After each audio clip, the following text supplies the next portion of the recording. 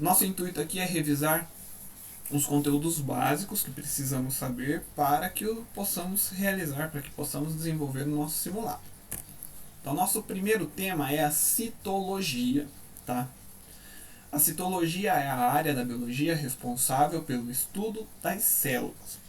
A sua forma, o seu conteúdo, as suas características, o que cada coisa faz dentro da célula, tá? Então, citologia é a área da biologia responsável pelo estudo das células. Nós deveríamos ter feito o caminho aí dentro da citologia falando de todos os componentes celulares detalhadamente.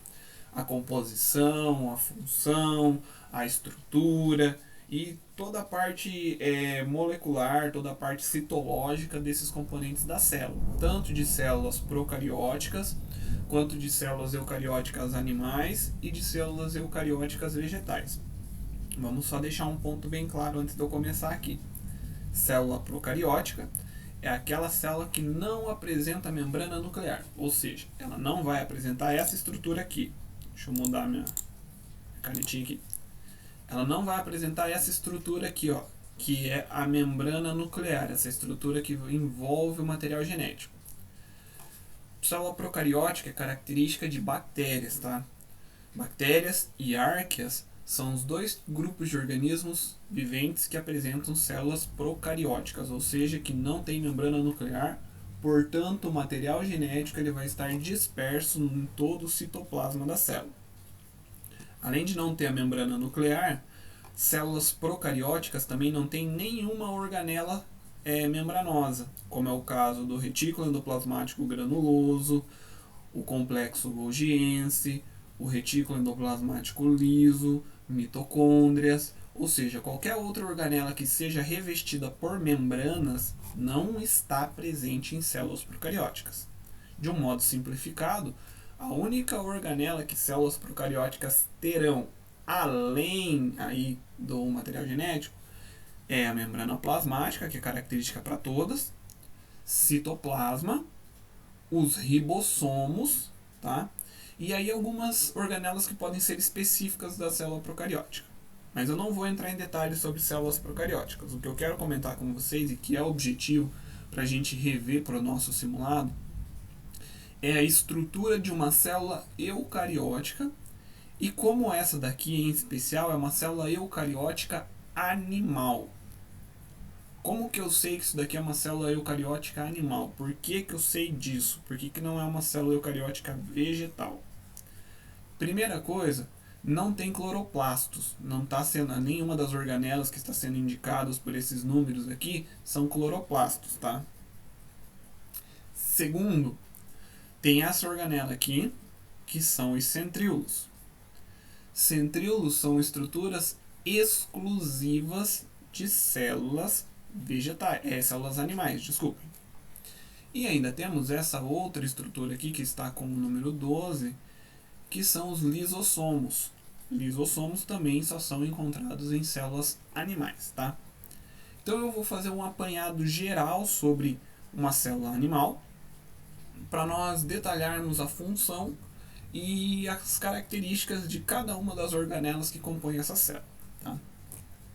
Então, por primeiro, vamos começar por esta organela aqui, a organela que está representada pelo número 2. Esta organela aqui, gente.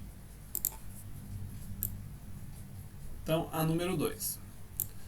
Essa organela representada pelo número 2, ela é chamada de núcleo, tá? Mais especificamente, o 2 aqui, ele tá apontando o núcleo como um todo, mas ele está querendo indicar mais a membrana nuclear, ou a carioteca, tá? Dentro do núcleo nós temos uma outra organela, que é essa número 1, que é o nucleolo, tá? Ele está citado aqui, o nucleolo, que é uma organela responsável, é uma parte da nossa célula onde ocorre um aglomerado de moléculas de RNA, que são responsáveis por formar o RNA ribossômico, esse R aqui devia estar minúsculo, tá? RNA ribossômico, que é um RNA que vai ajudar na síntese de proteínas, porque ele forma os ribossomos. Ainda dentro do núcleo nós temos um material gelatinoso, que é chamado de nucleoplasma. Aqui também teríamos um material genético, vou fazer um material genético aqui. que é o DNA no caso, né? Esse DNA associado a proteínas. Tá? Tem também o revestimento do núcleo, que é a carioteca, ou membrana nuclear. Essa membrana nuclear ela é constituída por uma dupla membrana. Só um minutinho, apareceu uma mensagem de bateria acabando, deixa eu achar o carregador aqui do notebook.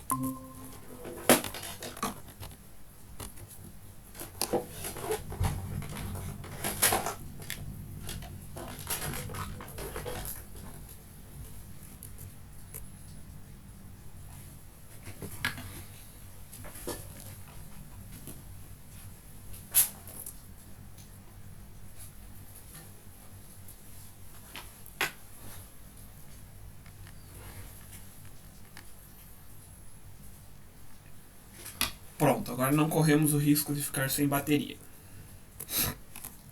Então, como eu estava falando, é uma dupla membrana, né? Ela é formada por duas membranas, uma membrana interna e uma membrana externa, e um espaço que fica entre essas duas membranas. E uma característica importante da membrana nuclear ou carioteca é a presença de poros. Ela é toda furadinha. Esses poros são poros formados por proteínas especiais que permitem um fluxo de substâncias, uma passagem de substâncias que venham do citoplasma para dentro do nucleoplasma ou substâncias que estejam saindo do nucleoplasma para o citoplasma. Então a presença de poros na membrana nuclear, ela permite uma troca constante de substâncias entre o núcleo e a célula. Já que o núcleo tem um material genético, ele é uma estrutura celular que porta o material genético, ele é responsável por um comando da célula. De que modo acontece esse comando?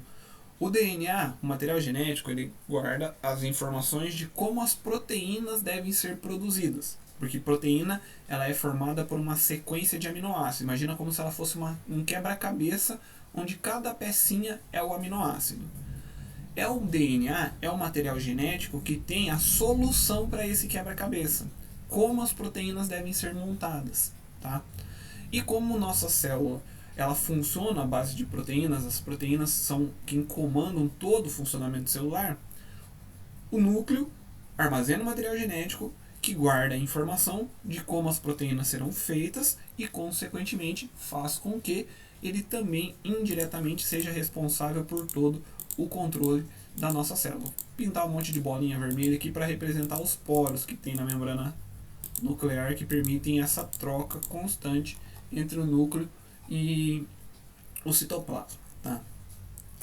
Próxima organela é o retículo endoplasmático granuloso. O retículo endoplasmático granuloso é esta organela que está sendo representada aqui pelo número 5. Vou pegar o apontador a laser aqui para a gente poder ver melhor. Então essa organela representada pelo número 5 é o retículo endoplasmático granuloso. Tá?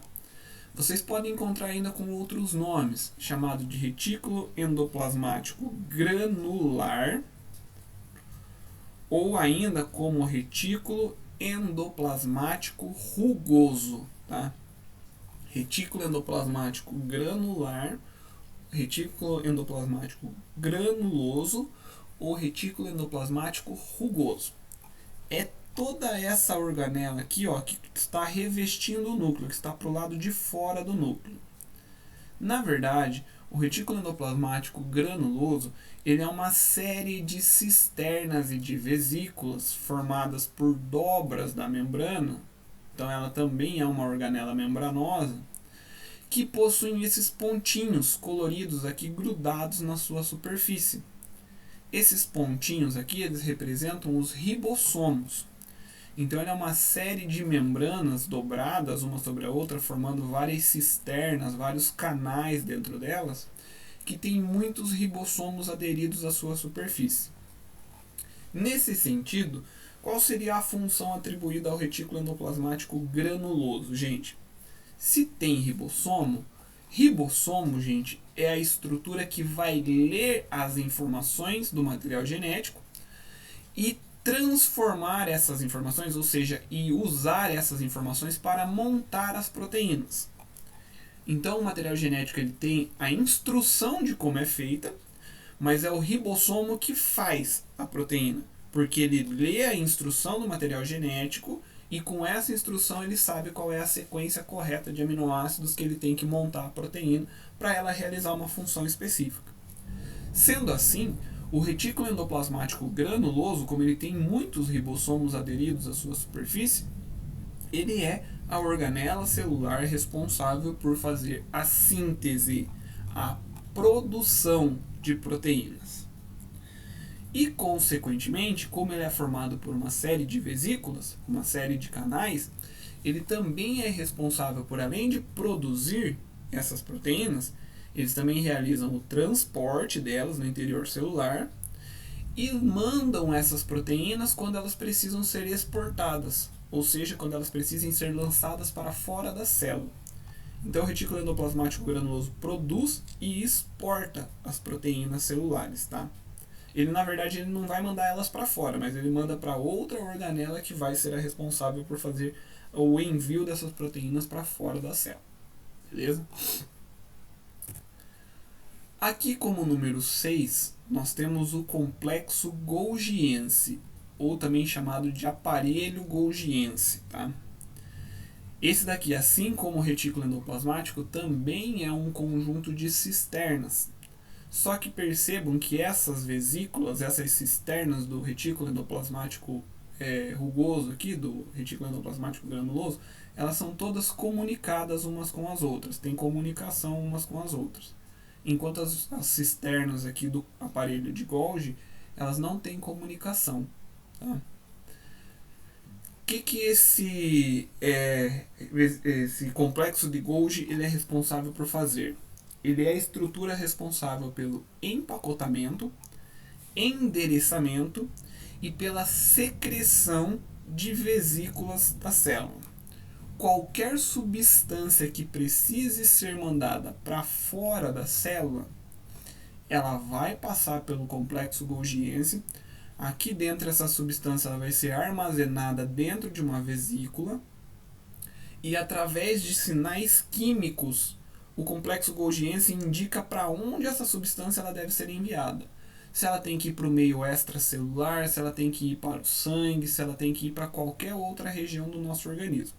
Então, por isso ele é responsável pelo empacotamento. Empacotamento porque ele pega a substância e reveste ela por uma vesícula. Pelo endereçamento, porque é ele quem determina para onde que essa substância vai ser enviada, para o local onde ela vai ser enviada. E ele também é responsável pela secreção, ou seja, por mandar a vesícula para fora. Principalmente substâncias, moléculas grandes, como é o caso das próprias proteínas que eu estava falando aqui, elas não têm um fluxo natural através da membrana plasmática. Para elas saírem através da membrana plasmática da célula, elas dependem de estarem envolvidas em uma vesícula. Uma vesícula que tem a composição química semelhante à da membrana. Daí a importância do complexo golgiense em realizar esse processo de endereçamento e de empacotamento das substâncias. Porque assim, mesmo essas moléculas que são grandes, elas conseguem atravessar a membrana plasmática devido ao fato de terem recebido, de terem sido envolvidas por uma vesícula produzida pelo complexo golgiense. No número 8, nós temos uma substância, uma organela celular conhecida como retículo endoplasmático agranuloso, ou também chamado agranular. Também podemos usar o nome retículo endoplasmático liso. Tá?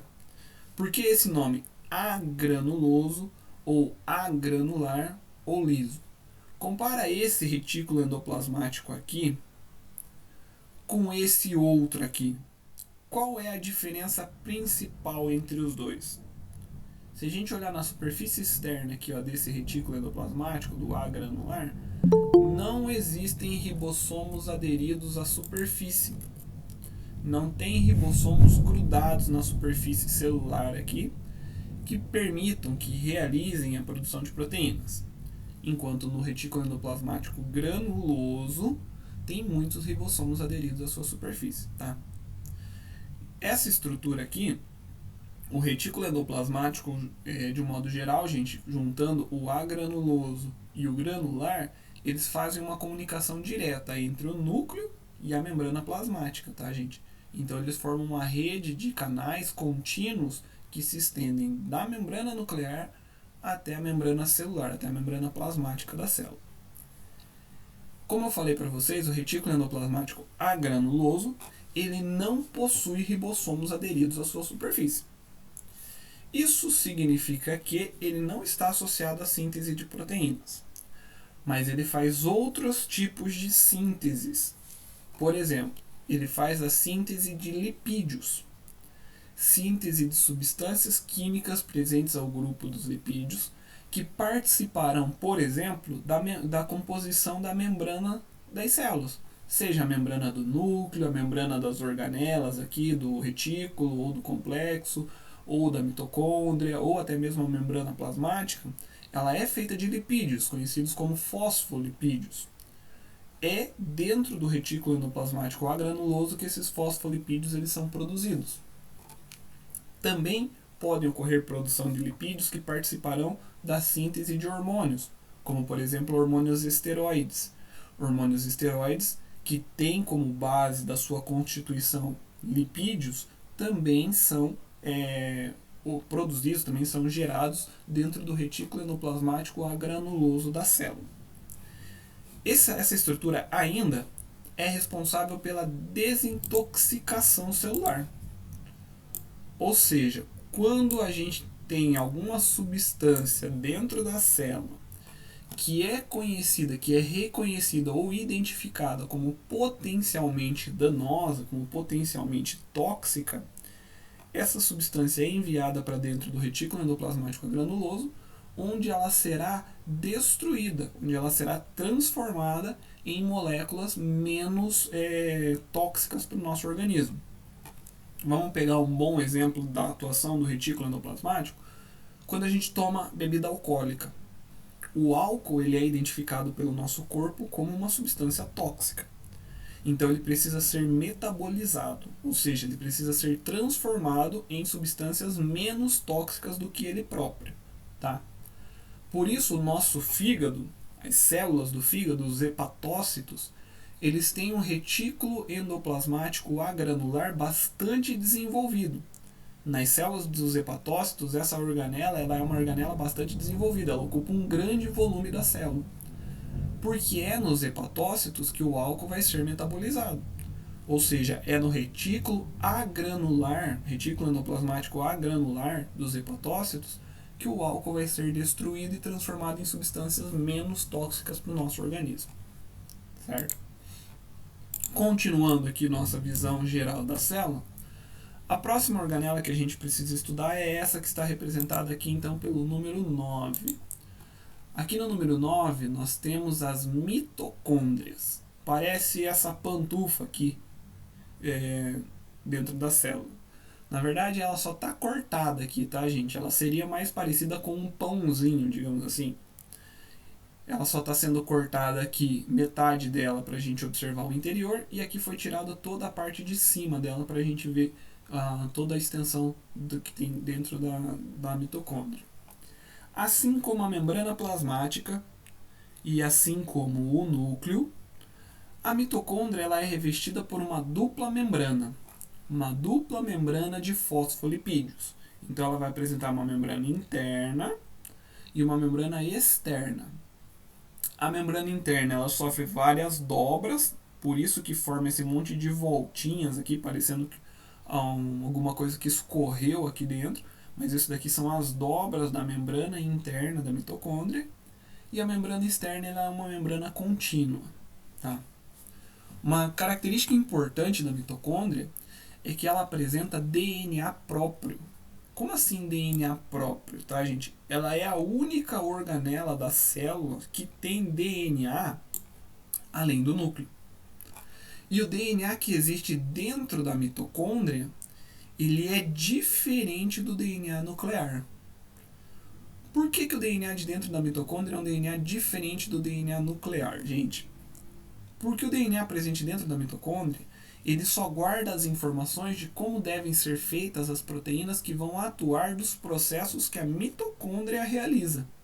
Só o que a mitocôndria faz é coordenado pelo material genético que tem aqui dentro, pelo DNA que tem dentro da mitocôndria. Tá?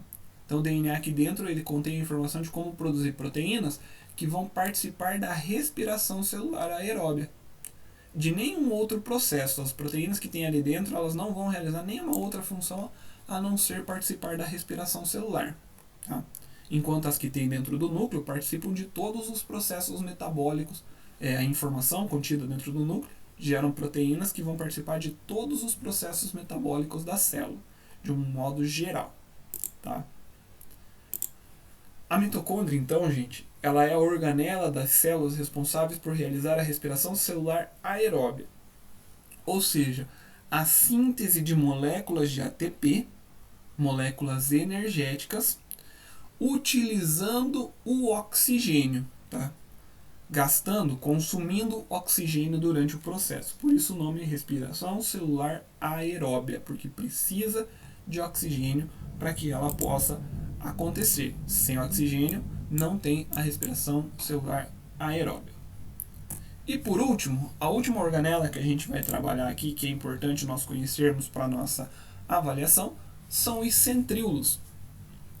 Os centríolos são organelas formadas principalmente por microtúbulos, por um conjunto de microtúbulos. Tá? Microtúbulos são estruturas filamentares formadas basicamente por proteínas que assumem um formato de um canudinho, digamos assim. Os centríolos eles são formados por um agrupamento de 9 canudinhos. E aí esses 9 canudinhos eles vão ficar com esse formato mais arredondado aqui, com esse formato mais cilíndrico que o centríolo apresenta. Centríolo é uma organela que só está presente em células animais, tá, pessoal? Então, se a gente vê centríolo dentro de uma célula, isso a gente já associa direto à célula animal. Os centríolos eles estão diretamente associados com o processo de divisão celular. São os centríolos que permitem, quando esta célula ela for se dividir ao meio para formar duas células filhas, é o centríolo que faz com que a divisão do material genético, a divisão do DNA que está dentro do núcleo, ela ocorra de maneira igualitária. Ou seja, metade do material genético que está aqui dentro vai para uma célula filha e a outra metade do material genético vai para outra célula filha. Isso acontece porque o centríolo é responsável pela formação do fuso mitótico. O fuso mitótico são grupos de fibras proteicas que vão se ligar aos cromossomos durante a divisão celular para que ocorra, consequentemente, essa divisão equivalente das moléculas de DNA para cada célula filha formada durante a divisão. Tá? Próximo tema nosso é sobre a origem dos seres vivos, ou a origem da vida. Tá? Quando nós falamos em origem dos seres vivos, é bem importante a gente fazer uma diferenciaçãozinha, tá, gente? Primeiro, origem dos seres vivos e segundo, origem da vida, tá? Quando a gente está falando origem dos seres vivos, nós estamos nos referindo a como surgem novos seres vivos, tá? E quando a gente fala em origem da vida, a gente quer saber como surgiu as primeiras formas de vida no planeta Terra. Tudo bem? Então aqui a gente vai começar falando sobre a origem dos seres vivos.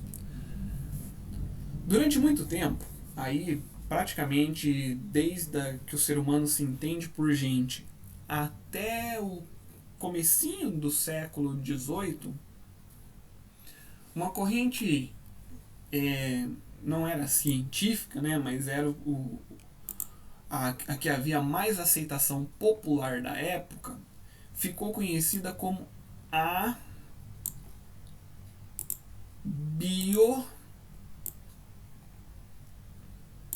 abiogênese. O que essa abiogênese dizia? Se a gente analisar a etimologia da palavra abiogênese, a significa não, negação, bio significa vida e gênese significa origem. Traduzindo essa palavra aqui literalmente, seria como se a vida não precisasse de nenhuma outra forma de vida para se originar. Então, a vida se origina independentemente de outras formas. Essa corrente da biogênese acreditava que a vida ela poderia se originar a partir da matéria bruta. Como, por exemplo, na imagem aqui mostrando um ratinho abraçando uma espiga de milho e dizendo: mamãe, que saudades de você. Por que essa imagem ela ajuda a gente a entender um pouco do que se acreditava na biogênese? Durante os séculos aí, antes do século XVII, era muito comum as pessoas acreditarem que os seres vivos eles poderiam surgir de matéria inanimada, de matéria bruta. Como, por exemplo, lá no caso quando colhia-se o milho. Aí estocava-se esse milho dentro de armazéns. E dentro desses armazéns começavam a surgir ratos, começava a aparecer um monte de rato lá dentro. A galera acreditava que os ratos eles surgiam a partir das espigas de milho. Eram as espigas de milho que davam origem a esses ratos. Porque no ar existia um princípio vital que quando entrava em contato com a espiga de milho, esse princípio vital, que seria tipo um pozinho mágico, faria com que a espiga de milho ganhasse vida e se transformasse em um ratinho que começava a popular esses armazéns. Como ninguém ficava lá sentado o dia inteiro na frente do armazém olhando para ver de onde vinham esses ratos ou se realmente uma espiga se transformava em um ratinho, eles usavam o senso comum. Eu vi que nasceu, apareceu o rato ali, não sei de onde veio, então é muito mais fácil explicar que eles surgiram da espiga do milho. Ou, por exemplo, os egípcios faziam bastante isso. Os egípcios eles diziam que os lagartos, os jacarés, os crocodilos do Nilo, do rio Nilo, eles surgiam a partir da lama do rio Nilo quando este enchia. E aí ocorriam as cheias do Nilo, o rio extravasava, formava muita lama no entorno do rio, e aí surgiam os crocodilos. Eles achavam que o crocodilo surgia da própria lama do rio Nilo, tanto que eles achavam que a água do rio Nilo era uma água mágica, era uma água que era abençoada pelos deuses, que ela era capaz de originar vida nas coisas que ela tocava. Tanto é que muitos deles acabavam jogando os corpos dos mortos no rio na esperança de que o rio trouxesse a vida a eles, tá? Mas só que essa corrente, se a gente for parar para pensar no que a gente conhece hoje, nos dias atuais, essa biogênese ela não tem fundo, ela não tem cunho científico nenhum. Aliás, ela é completamente sem pé nem cabeça, né? Mas para a época, ao que se observava na época, ela era uma coisa perfeitamente plausível e que explicava a origem dos seres vivos que eles não conheciam. Tá? Mas daí, a partir do século XVII, começaram a surgir algumas cabeças pensantes no mundo, e essas cabeças pensantes começaram a questionar essa ideia. Não pode ser assim. Não tem como uma espiga de milho dar origem a um rato. São duas coisas completamente diferentes. Como que isso vai acontecer? Não existe nenhum pó mágico no ar para fazer isso acontecer. Aí alguns testes passaram a ser feitos para tentar refutar a ideia da biogênese. Os principais responsáveis por fazer esses testes foram Francesco Redi, que eu não vou falar do estudo dele, do experimento dele e tudo mais hoje, e também Pasteur. Esses dois caras aqui, em épocas diferentes, obviamente, eles não viveram na mesma época, em momentos diferentes da história, foram responsáveis por fazer essa corrente aqui da abiogênese cair por terra, e aí então propor a existência de uma nova corrente que passou a ser conhecida como biogênese. Para essa corrente, a biogênese, a gente acredita que um ser vivo só se origina a partir de outro pré-existente. Por exemplo, o ratinho aqui, ele não pode ter surgido do milho, da matéria bruta, digamos assim. Ele só pode ter surgido de um outro ratinho que tenha dado origem a ele, tipo uma mãe que deu origem a ele, tá? Não importa os processos através do qual ocorreu essa origem, mas ele só se origina a partir de uma outra vida pré-existente, tá? Então essa teoria da abiogênese é o que a gente conhece hoje. Hoje a gente sabe que uma forma de vida só se origina a partir de outra que já exista. Não tem como uma forma de vida surgir do nada, surgir a partir da matéria inanimada, tá? E quem foram os principais responsáveis por fazer essa corrente filosófica ganhar força com seus estudos, com seus experimentos, foram Francisco Redi e Pasteur, tá? Mas aí nos surge uma questão. Já que a gente está falando que um ser vivo só se origina a partir de outro ser vivo, então como surgiu o primeiro? De onde veio a primeira forma de vida? Tá? Como surgiram os primeiros seres vivos dentro do nosso planeta? Tá? Porque é uma questão lógica. Já que a gente está dizendo que uma vida só se origina a partir de outra pré-existente, quem foi a vida que deu origem ao primeiro ser vivo do planeta Terra? Aliás, se teve uma vida anterior a ele, ele nem era o primeiro, né? Então teve outro antes dele. Então como será que essa vida ela pode ter se originado em nosso planeta? Aí existem algumas formas de a gente explicar. A primeira delas é a panspermia cósmica. A panspermia é a corrente científica, tá, gente? Isso daqui não é ficção, não é achismo, não é nada. É uma corrente científica baseada em evidências. Acredita que as primeiras formas de vida no nosso planeta se originaram não na Terra, mas sim em outros locais do espaço, em outros planetas, em outras estrelas, em outros astros. E essas formas de vida foram trazidas para o planeta Terra nos primórdios da sua origem, tá? Lá no início da formação do nosso planeta. Só que essa corrente da panspermia ela teve alguns questionamentos. Primeiro, uma forma de vida não sobreviveria a uma viagem intergaláctica, digamos assim, se não tivesse uma proteção para ela. Então ela teria que estar dentro de uma espaçonave super tecnológica para ela conseguir chegar até o planeta Terra. Seria um disco voador, né? Digamos assim. Mas aí, baseando-se nos últimos achados, principalmente nos achados aí dos últimos 30 anos, ela sofreu uma pequena mudança. Aí a panspermia passou a ser descrita como a teoria que acredita que as primeiras moléculas orgânicas, ou seja, os materiais que formam os seres vivos, digamos assim, o tijolo, o cimento, a areia, a água que formam os seres vivos, que são as moléculas orgânicas, vieram para o nosso planeta originadas no espaço. Tá?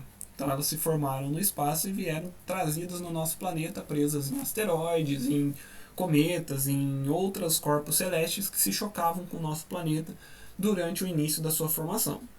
Por que essa teoria ela é mais plausível do que simplesmente a vida ter vindo pronta para a Terra? Porque a gente já encontrou moléculas orgânicas, que são moléculas que a gente acredita que deram origem às primeiras formas de vida.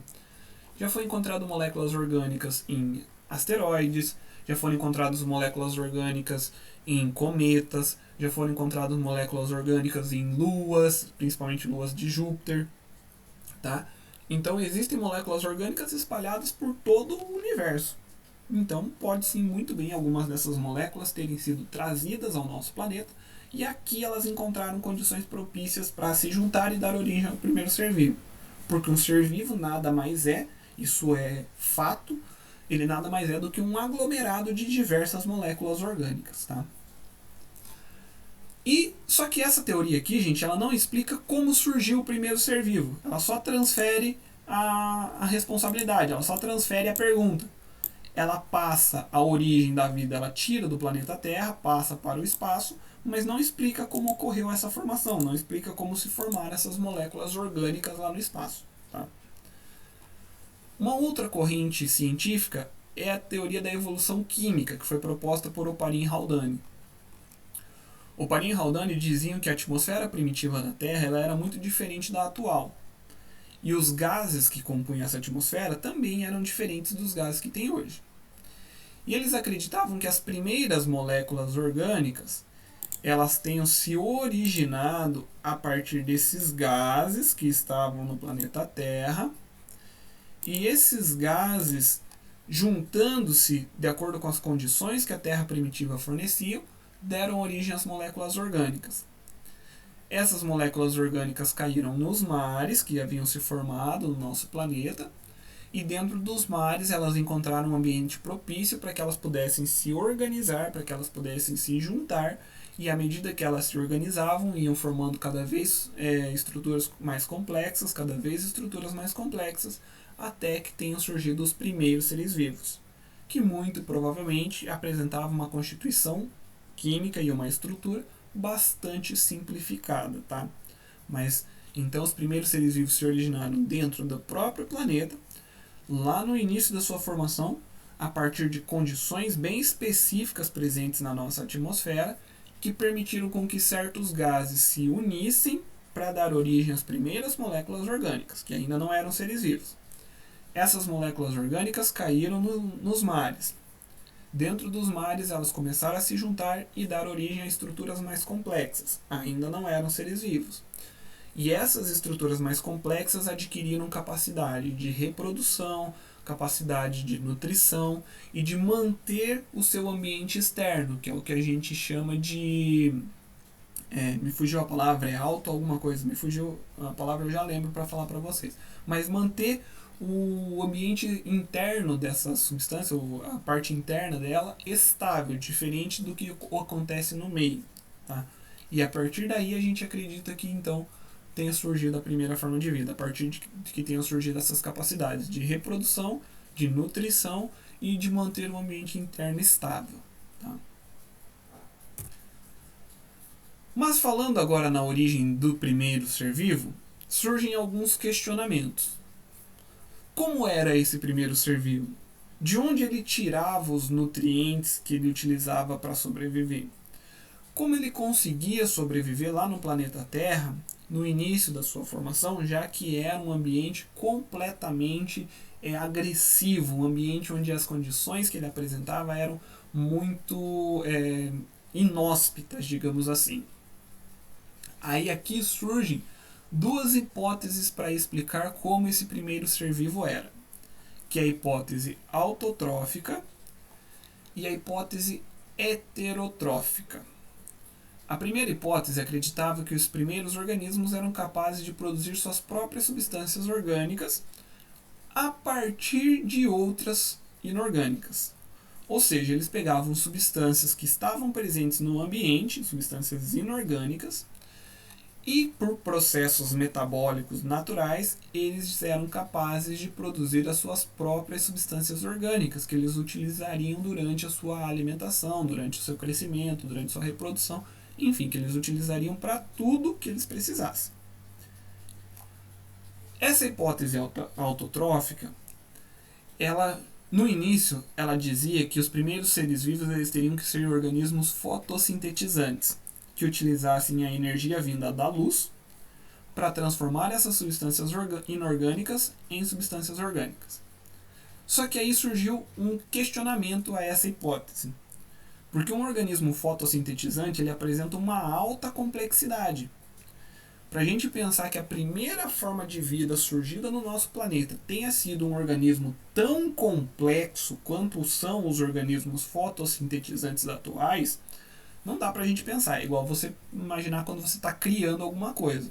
Você sempre começa com um projeto que geralmente é meia boca, é bem ruinzinho, bem fraquinho, e com o tempo você vai aperfeiçoando até aquele projeto ficar bom, ficar inteiro, ganhar corpo e complexidade.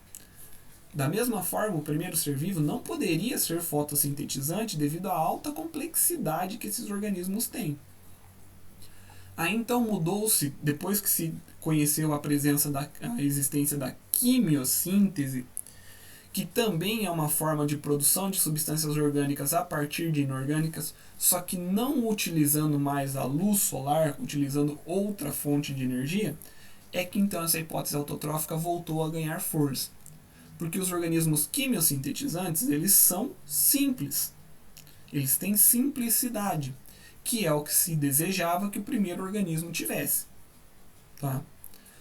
Esses organismos quimiosintetizantes provavelmente eles retiravam a energia de compostos inorgânicos presentes no meio, principalmente sulfeto de ferro, que é produzido por vulcões quando estão entrando em erupção. Então esses primeiros organismos quimiosintetizantes viviam em regiões abissais, regiões onde formavam-se principalmente fumarolas no fundo do mar, tá?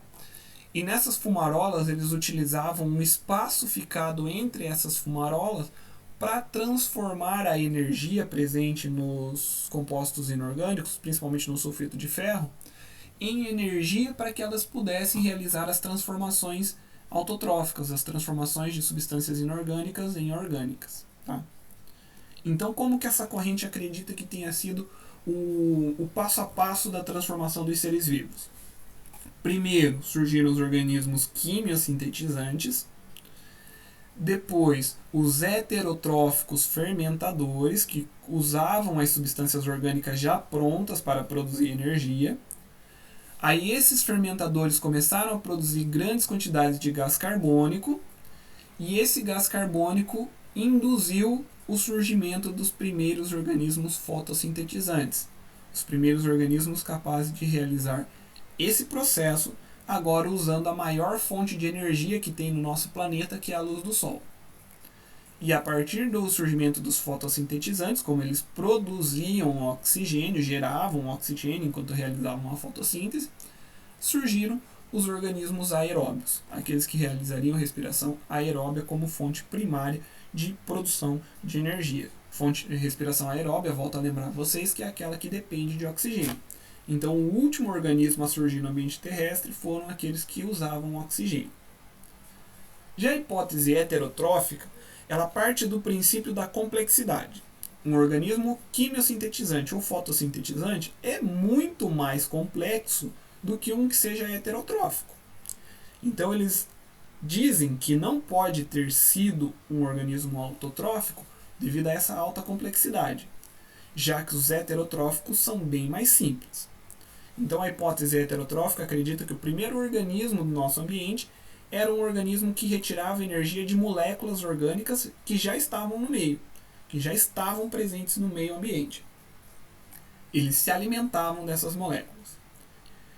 E então a sequência de eventos de formação dos organismos tenha sido o surgimento de um organismo fermentador, que come o que está no meio, que fermenta moléculas orgânicas no meio. Esse organismo fermentador tenha dado origem a um organismo quimiosintetizante, principalmente porque quando a gente come moléculas do meio, quando a gente usa moléculas do meio, elas começam a acabar. E se não tem ninguém produzindo elas, então consequentemente vai chegar uma hora que falta alimento. Quando faltou nutrientes, surgiram os quimiosintetizantes, que são aqueles que produzem as próprias moléculas orgânicas a partir de inorgânicas, utilizando fontes externas de energia, que não é a luz do Sol. Desse quimiosintetizante surgiu então os fotossintetizantes, e depois dos fotossintetizantes surgiu então a respiração aeróbia. Então acredita-se que tenha sido essa a sequência de formação dos organismos no planeta Terra a partir do surgimento da primeira forma de vida. Pessoal, se vocês tiverem aí no celular de vocês um leitor de QR Code, eu aconselho vocês a assistirem esse vídeo aqui, tá? O vídeo que está no QR Code. Ou então você pode usar a URL que está aqui embaixo. Essa URL também vai te direcionar para o mesmo vídeo, tá? Esse vídeo é um vídeo do canal Nerdologia. É um canal criado por um biólogo conhecido como Átila Yamarino. Esse cara do Nerdologia, não sei se vocês conhecem ele, mas ele faz assim uma explicação dos conceitos biológicos de uma maneira bastante dinâmica, de uma maneira bem legal, bem interessante, tá? E nesse vídeo em especial que eu coloquei no QR Code aqui ou na URL, ele fala sobre a origem dos seres vivos, explicando toda essa parte lá, começando com biogênese e abiogênese, passando pela panspermia, pela hipótese de Oparin-Haldane, depois chegando aqui a parte autotrófica e heterotrófica. E o vídeo dele tem imagens, tem animações, então é um vídeo profissional, diferente do que eu conseguiria fazer aqui no meu computador, tá? Então, se vocês tiverem tempo, é um vídeo curto, é um vídeo de 12 minutos, 13 minutos, e eu garanto que vocês não vão se entediar enquanto estão assistindo, vocês vão gostar do vídeo dele e vão entender muito melhor do que com a minha própria explicação aqui. Então depois, quando a gente terminar a aula, se tiverem um tempo, vão lá, entrem no canal dele ou pega pelo link que eu vou mandar, pelo link que está no nosso slide aqui, e vai lá ver o vídeo dele para vocês conseguirem fixar bem essa ideia da origem dos seres vivos. Próximo tema nosso aí para a gente poder estudar para o nosso simulado são as substâncias orgânicas que formam os seres vivos, as moléculas orgânicas. Lembra que eu falei ali na origem dos seres vivos? Eu estava a todo momento falando de molécula orgânica, molécula orgânica, molécula orgânica. O que são essas moléculas orgânicas que formam os seres vivos? Carboidratos, lipídios, proteínas, ácidos nucleicos e vitaminas. Tá? Essas 5 moléculas orgânicas formam os seres vivos. Nós nada mais somos do que um aglomerado de muitas e muitas e muitas dessas moléculas, de ácidos nucleicos, proteínas, lipídios, carboidratos, vitaminas. E aí a gente tem também algumas inorgânicas, como os sais minerais e a água. Tá? Aqui na nossa aula eu vou falar só dos carboidratos. Na prova só cobra carboidratos, tá? Então eu não quis pegar tudo lá, proteína, vitamina, sais minerais, água, lipídio e falar detalhadamente de todos eles, porque senão fica muito extensa a nossa revisão. Então os carboidratos, eles apresentam diversas funções dentro dos seres vivos. A primeira função é a função estrutural. Carboidratos complexos, carboidratos grandes, que são aqueles que a gente chama de polissacarídeos, que são formados pela união de diversos carboidratos menores. Esses carboidratos complexos, geralmente eles têm função estrutural, porque eles formam uma estrutura tridimensional que garante uma proteção a um organismo em especial. Como, por exemplo, a existência da celulose, né, que forma a parede celular das células vegetais, que é a estrutura responsável por formar a folha de papel que a gente conhece. Tá? Essa celulose é um carboidrato complexo, é um polissacarídeo, que forma essa estrutura aqui, que é a parede celular das células vegetais. Então aqui estaria a membrana plasmática, e toda essa estrutura em cima da membrana plasmática seria a parede celular.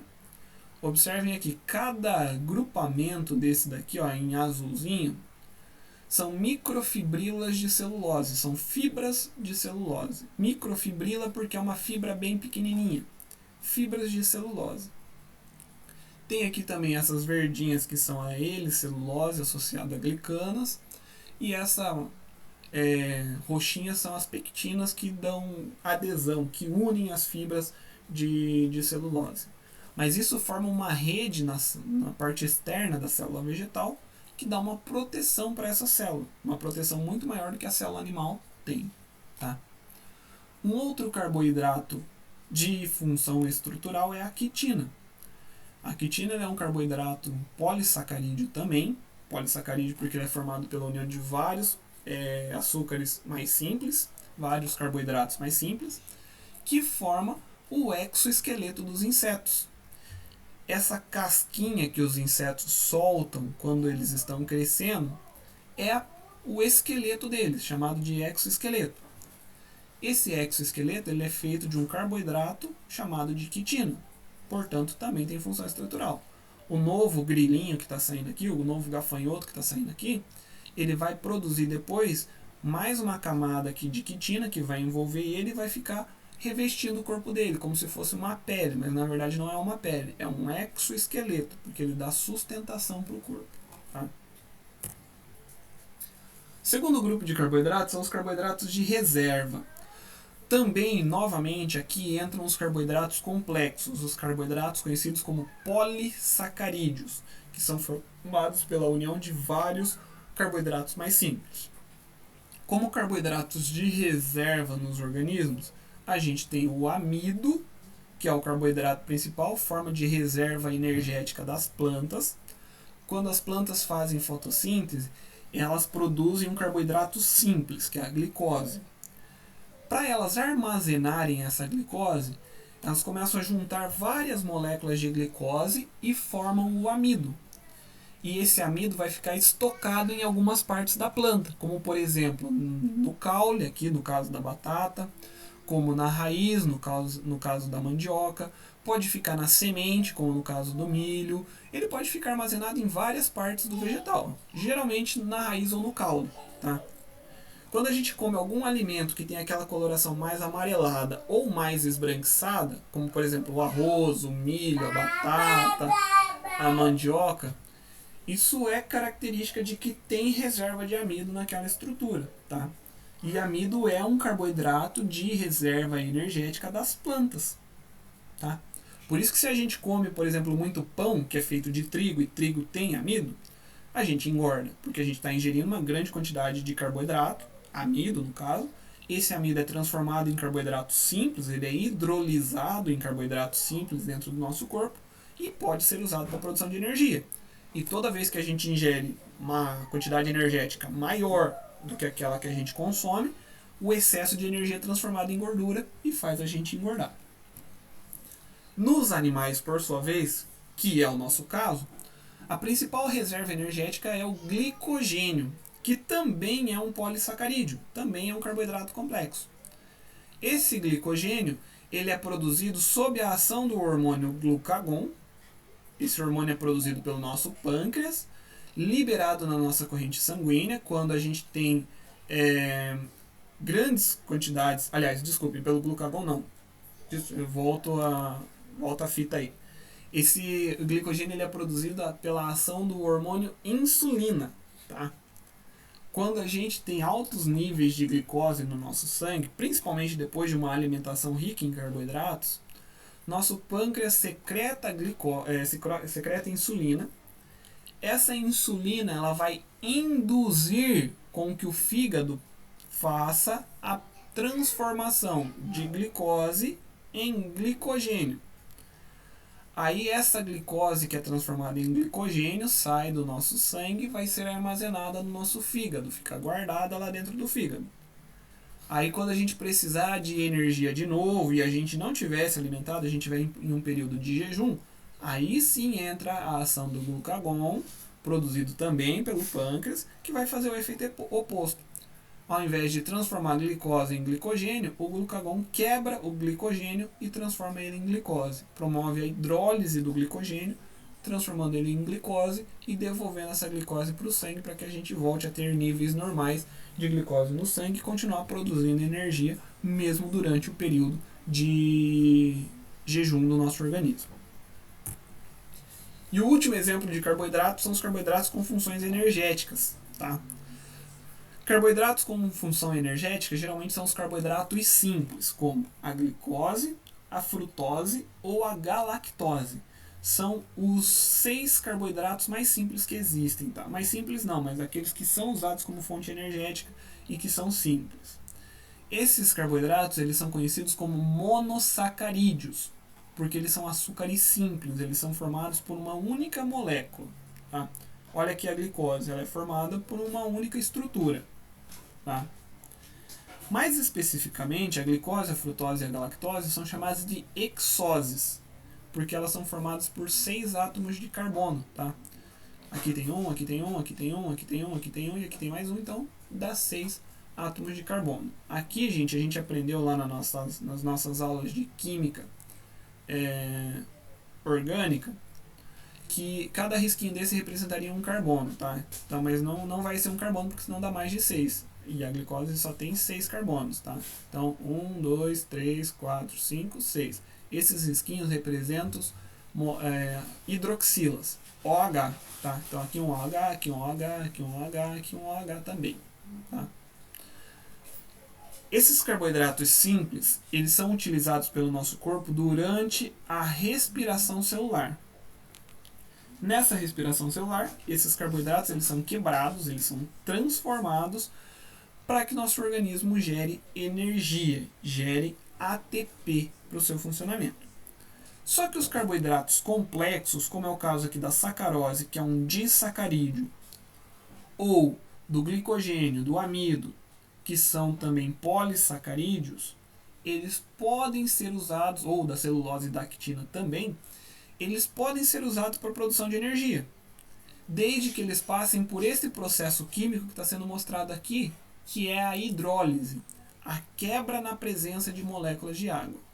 Por exemplo, a sacarose aqui, quando a gente come a sacarose, que é o principal componente do açúcar que a gente ingere, a sacarose lá no nosso intestino, através da presença de uma enzima chamada de invertase, ou sacarase, ela sofrerá a quebra da sua molécula, a quebra da sua estrutura, na presença de água, que a gente chama isso de hidrólise. Tá? Quando a sacarose ela é hidrolisada, ela é quebrada em dois carboidratos simples, que são a glicose e a frutose. O amido também pode ser hidrolisado em centenas de milhares de moléculas de glicose.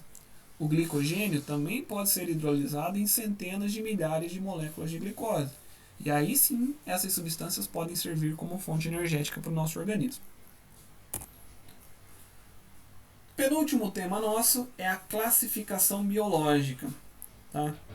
A classificação dos seres vivos.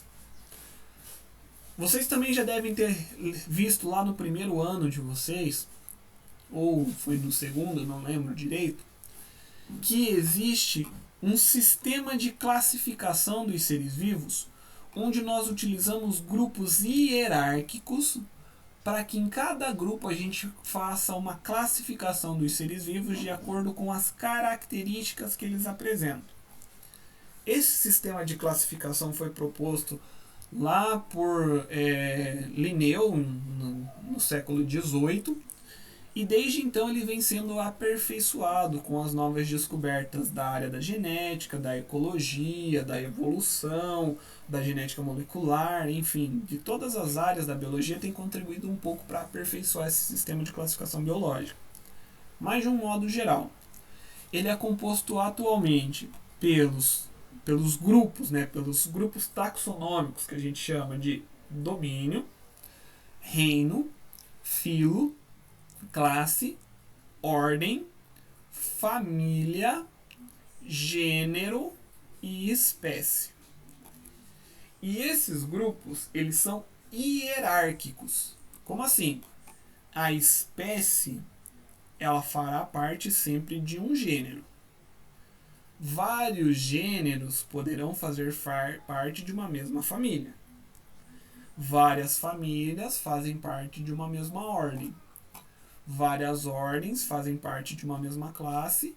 Várias classes de um mesmo filo. Vários filos de um mesmo reino. Vários reinos de um mesmo domínio. Tá? Então existem 3 domínios. Desses 3 domínios, cada um deles é dividido em reinos. Cada reino é dividido em filos, cada filo é dividido em classes e assim sucessivamente. Isso significa dizer que eles são hierárquicos. Uma coisa importante, gente, vamos supor aqui, o gênero Felis e o gênero Panthera.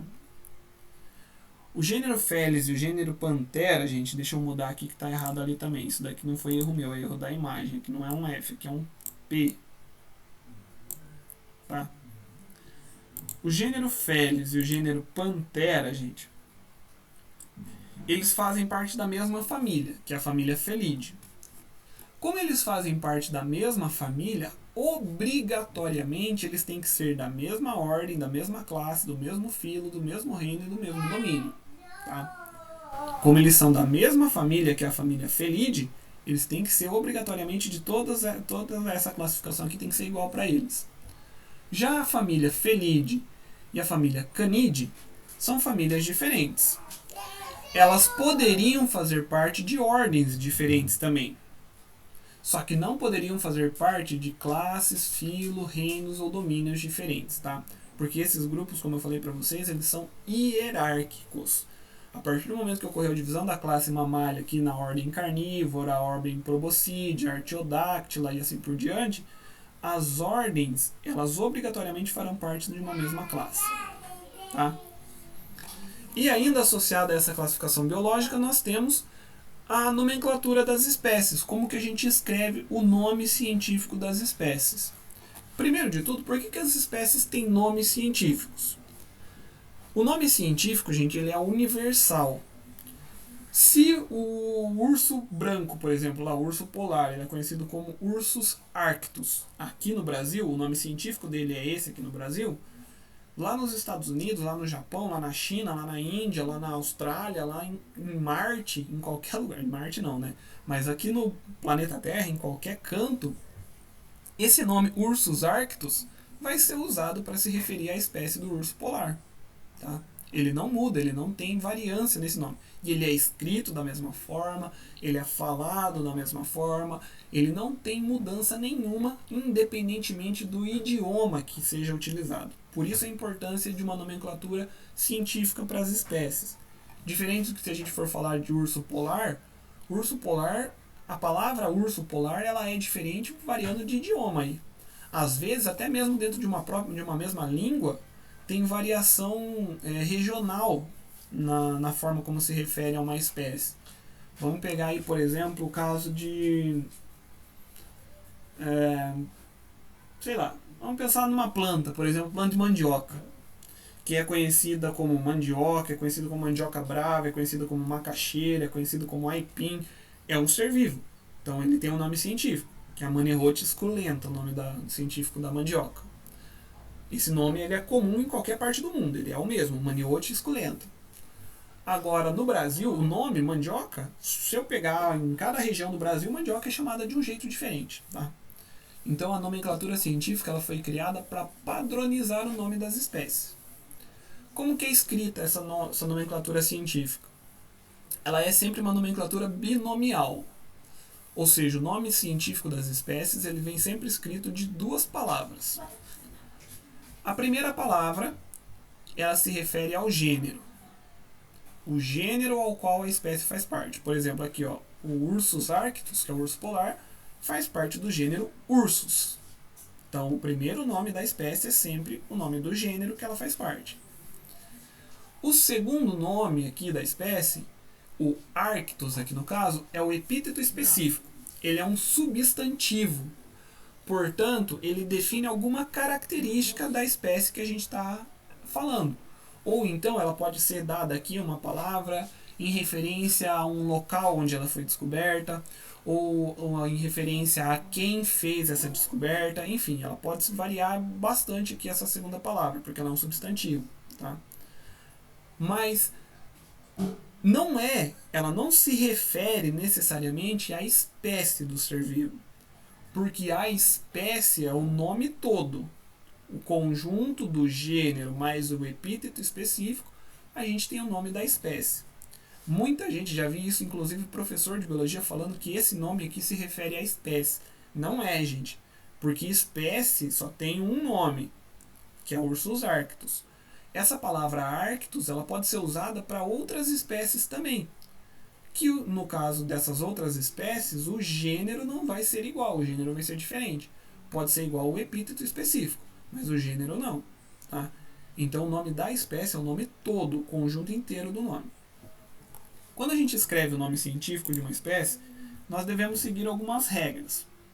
Primeira delas, já falei para vocês que a nomenclatura ela é binominal, então tem que ser feita sempre de dois nomes, o primeiro é o gênero, o segundo é o epíteto específico. O nome ele vai ser sempre escrito em latim ou latinizado. Se não tiver uma palavra correspondente ao que você quer escrever no latim, você deve latinizar essa palavra. Por exemplo, tem muita gente que dá o próprio nome para a espécie quando vai colocar aqui no epíteto específico. Aí nome, não existe nome em latim. Por isso tem que latinizar o nome da pessoa. Tá? Latinizar é colocar um US no final, um IS no final, ou um AE no final, enfim. Colocar alguma coisa no final ali que latinize, dê uma floreada naquele nome. O primeiro nome, que é o gênero, ele sempre vai ser escrito com a letra inicial maiúscula. O segundo nome, que é o epíteto específico, como ele é um substantivo, ele é sempre escrito com a inicial minúscula, tá? E toda vez que esse nome aparece num texto, aparece numa apresentação, em alguma coisa, ele sempre deve receber algum destaque.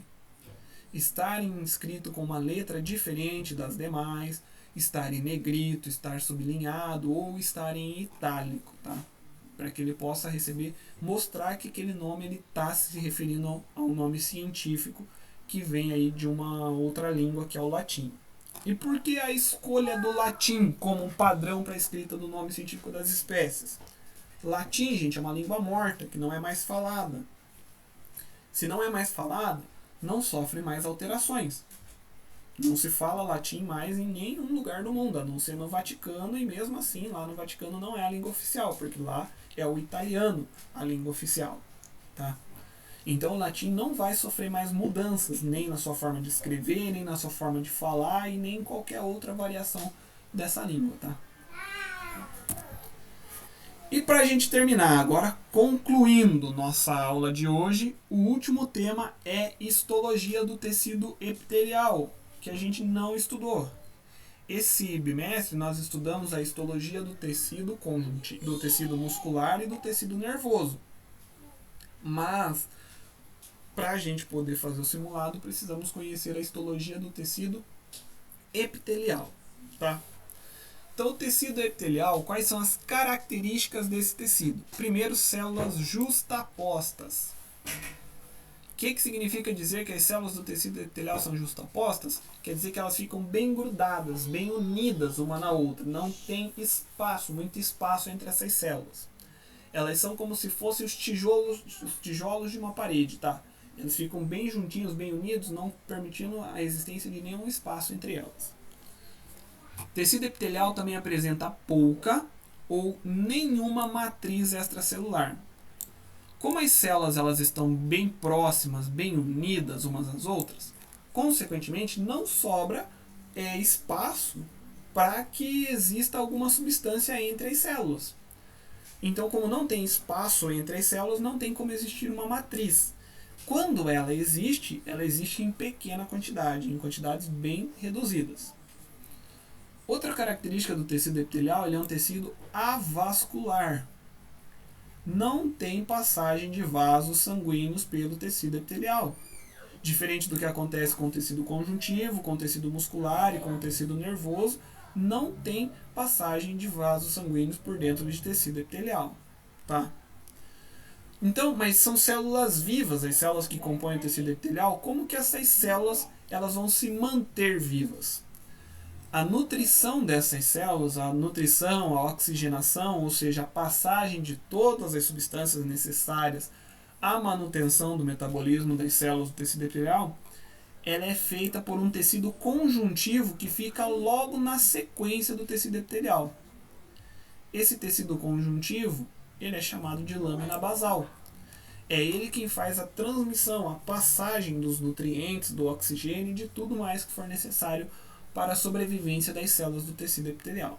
Tá? E, basicamente, qual é a função que o tecido epitelial desempenha no nosso organismo? A primeira função que a gente pode associar aqui com qualquer tecido epitelial, a gente pode dizer que é a função que qualquer um deles vai ter, independentemente do lugar onde ele esteja e fazendo o que ele tiver que fazer, é revestimento. Todo tecido epitelial reveste estruturas. A nossa pele, os nossos órgãos, por dentro do nosso corpo, a parte interna dos órgãos, enfim, qualquer parte do nosso corpo é revestida por tecido epitelial. Tá?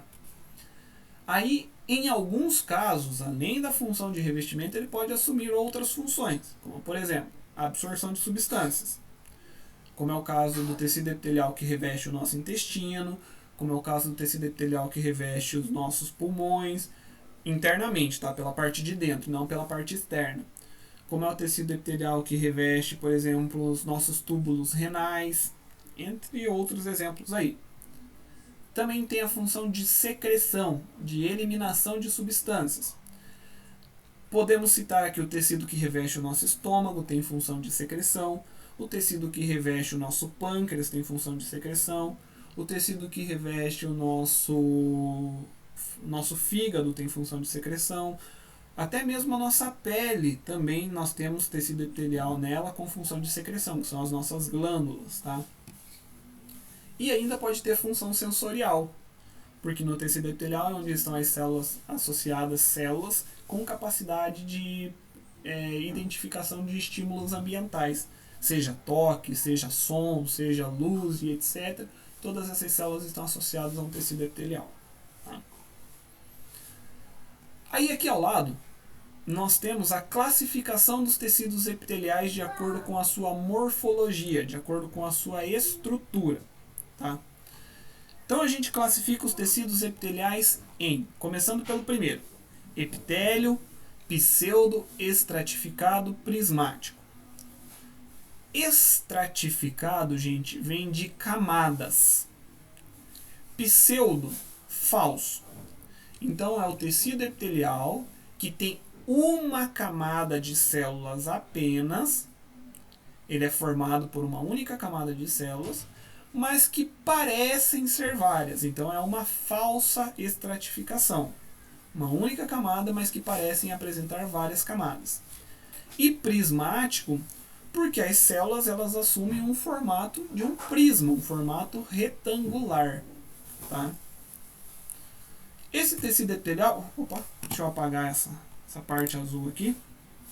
Esse tecido epitelial, epitelial pseudoestratificado prismático, ele é encontrado principalmente revestindo a nossa mucosa. Quando eu falo mucosa, gente, eu estou me referindo à parte interna de qualquer estrutura do nosso corpo, a parte de dentro. Então a mucosa nasal, a parte de dentro dos nossos fossas nasais, né? A mucosa da nossa traqueia e também dos nossos brônquios. Ou seja, de toda a nossa árvore respiratória, começando pelas mucosas nasais e chegando até os bronquíolos, eles são revestidos por tecido epitelial pseudoestratificado prismático. O que esse tecido ele faz de importante? A primeira coisa importante é a secreção de muco. O muco, gente, é o catarro, popularmente conhecido como catarro, tá? Por que serve o catarro no caso do revestimento das nossas vias aéreas? Porque o muco ele atua na função de filtração do ar. Ele limpa o ar que a gente respira, para que assim esse ar chegue às partes mais internas do sistema respiratório sem a presença de micro-organismos ou de substâncias potencialmente danosas a esses órgãos. E outra característica desse tecido também é a presença de cílios na sua região externa. Vocês estão vendo que tem tipo um monte de pelinho aqui para o lado de fora do tecido epitelial pseudoestratificado prismático? Esses pelinhos, na verdade, não são pelos, tá, gente? São chamados de cílios. Os cílios eles são responsáveis por promover a movimentação do muco. À medida que o muco vai ficando sujo, ele precisa ser lançado para fora do nosso organismo para que ele dê espaço para que o tecido produza mais muco para continuar fazendo a proteção efetiva das nossas vias respiratórias. Por isso, os cílios fazem um movimento tipo uma vassoura, empurrando o muco para fora do nosso sistema respiratório, que é quando a gente elimina o catarro, cuspindo, por exemplo, ou tossindo, ou então, em alguns casos, aliás, alguns não, na maioria dos casos, o muco da nossa traqueia, ele acaba sendo engolido, ele acaba sendo deglutido e depois digerido no estômago para ser reaproveitado para produzir mais substâncias mucosas aqui na região do nosso tecido epitelial pseudoestratificado. Tá? O segundo tecido é esse aqui de baixo, que é o tecido epitelial cúbico simples. Cúbico, porque as células têm o formato de um cubo. Simples, porque as células formam uma única camada de células. É uma camada única, tá? Então, simples, porque é uma única camada, e cúbico por causa da forma das células serem em formatos cúbicos, tá? Esse tecido epitelial cúbico simples, ele está presente principalmente no revestimento interno dos nossos túbulos renais. O nosso rim, no interior dele, ele é formado por milhões de unidades filtradoras que se chamam néfron. Cada néfron é formado por diversos túbulos renais, que aí tem o túbulo contornado proximal, a alça de Henle, túbulo contornado distal e assim por diante, o ducto coletor, mas enfim. Os túbulos que formam os nossos néfrons são formados por tecido epitelial cúbico simples. Qual é a característica desse tecido epitelial cúbico simples? Por ele ser um tecido simples, uma única camada de células, ele permite troca de substâncias, ou seja, passagem de substâncias. Substâncias que estão passando dentro do túbulo renal conseguem atravessar o revestimento do túbulo e passar para dentro de uma outra estrutura do nosso corpo, para outras estruturas, principalmente para vasos sanguíneos que estão ao redor do túbulo renal. Tá? Assim, os túbulos renais conseguem fazer a filtração da primeira substância que é produzida nos nossos rins. Quando o nosso rim filtra o nosso sangue para produzir a urina, o primeiro componente dessa filtração ele é chamado de filtrado renal. Esse filtrado ainda vai passar por um processo de reabsorção dentro dos nossos túbulos antes da urina ser formada, para que a gente não elimine através da urina substâncias que são úteis ao nosso corpo, como por exemplo alguns íons importantes como sódio, cálcio, etc. Substâncias pequenas que são úteis, como é o caso da glicose, por exemplo, tá?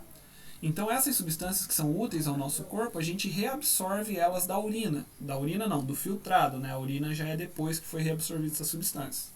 E também o tecido epitelial simples cúbico do rim permite a reabsorção de água, para que a gente elimine a urina com uma quantidade adequada de água, nem com muita água e nem com pouca água, tá? Para que ela seja eliminada com uma quantidade suficiente de água e assim a gente consiga manter o controle hídrico do nosso corpo. O terceiro tecido é esse de baixo.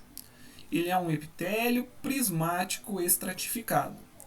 Prismático, novamente, igual ao de cima, porque as células elas têm um formato retangular, tá? Um formato de um prisma, e estratificado porque são várias camadas de células. Aqui ó, tem uma camada, aqui outra camada, aqui outra camada, e assim formam-se várias camadas de células. Tá?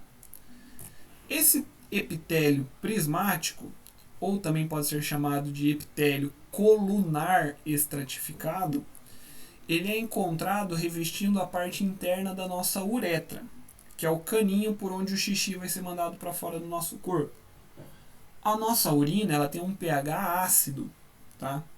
A acidez do pH da urina pode danificar o canal da uretra. Por isso o epitélio prismático estratificado revestindo a nossa uretra ele é importante, porque dessa maneira ele faz com que o nosso tecido epitelial proteja as partes internas da uretra dessa acidez excessiva da urina. Além disso, pela nossa uretra passam muitos micro-organismos que poderiam danificar o nosso corpo. Também, esses micro-organismos eles acabam sendo eliminados, acabam evitando com que eles causem uma infecção mais grave nas demais regiões do nosso organismo. O próximo tecido é o epitélio pavimentoso estratificado. Pavimentoso, porque as células elas são achatadas, parecendo que passou um rolo compressor em cima delas. Estratificado porque são várias camadas de células também, tá? O tecido epitelial pavimentoso estratificado ele está revestindo regiões do nosso corpo que tem uma agressão muito constante. Ele é o tecido epitelial que fornece uma maior proteção para as nossas células, tá?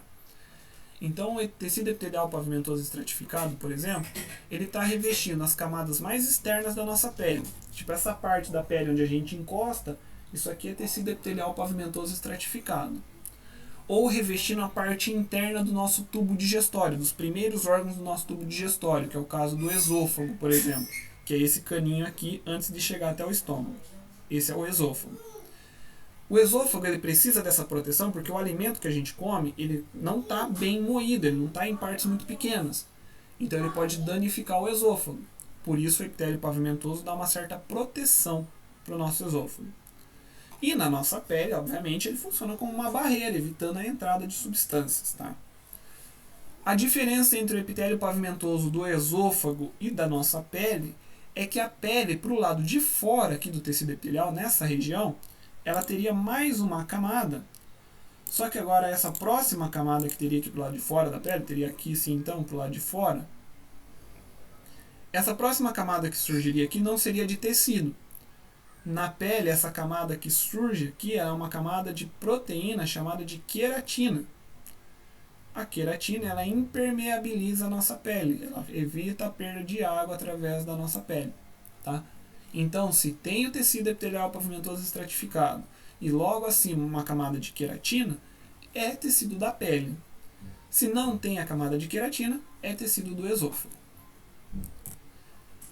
Aí o tecido epitelial pavimentoso simples, gente. Novamente, pavimentoso, células achatadas.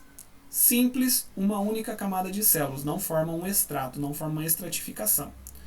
Esse tecido epitelial pavimentoso simples é um tecido que garante bem pouca proteção, aliás, a proteção que ele dá não é mínima, porém ele garante uma troca intensa de substâncias. Então ele vai estar presente nos locais do nosso corpo que precisam fazer uma troca constante de substâncias. Ele é responsável por revestir principalmente os nossos alvéolos pulmonares, que são as estruturas respiratórias dos pulmões, onde ocorre a troca de gás oxigênio e gás carbônico com o ar, e também reveste os vasos sanguíneos conhecidos como capilares. Os capilares são revestidos por tecido epitelial pavimentoso simples, porque lá dentro deles, esse tecido epitelial pavimentoso simples também permite uma troca constante de substâncias entre o sangue e as células que, por onde esse vaso sanguíneo está passando, por onde esse capilar está passando. Tá?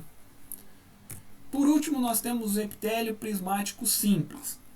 Prismático, a gente já viu, porque as células elas são retangulares na forma de um prisma. E simples porque é uma única camada de células, tá, gente? Uma única camada de células. Esse tecido epitelial prismático simples, ele reveste principalmente o nosso intestino, a parte interna do intestino. E ele também vai apresentar uma especialização aqui para o lado de fora deles, que são dobras da membrana plasmática. E aí a membrana plasmática dessas células vai ficar assim. Então imagina aqui que é a célula em formato prismático.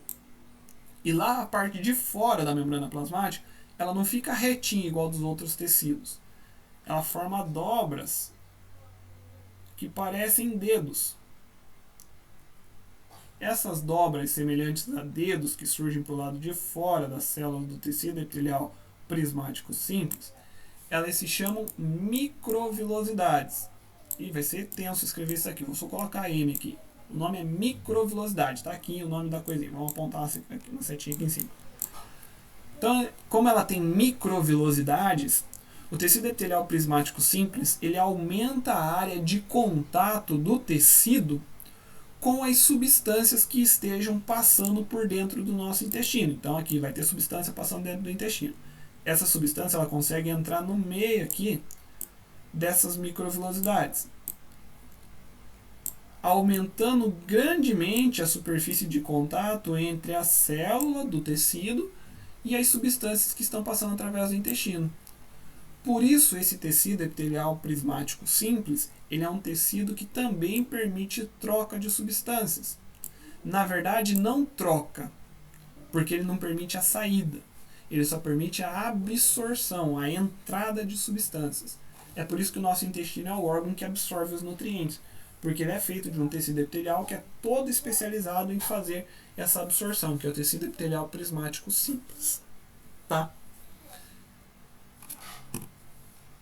Deixa eu apagar o meu desenho aqui. E apagar o que eu grifei aqui também. E aí, gente,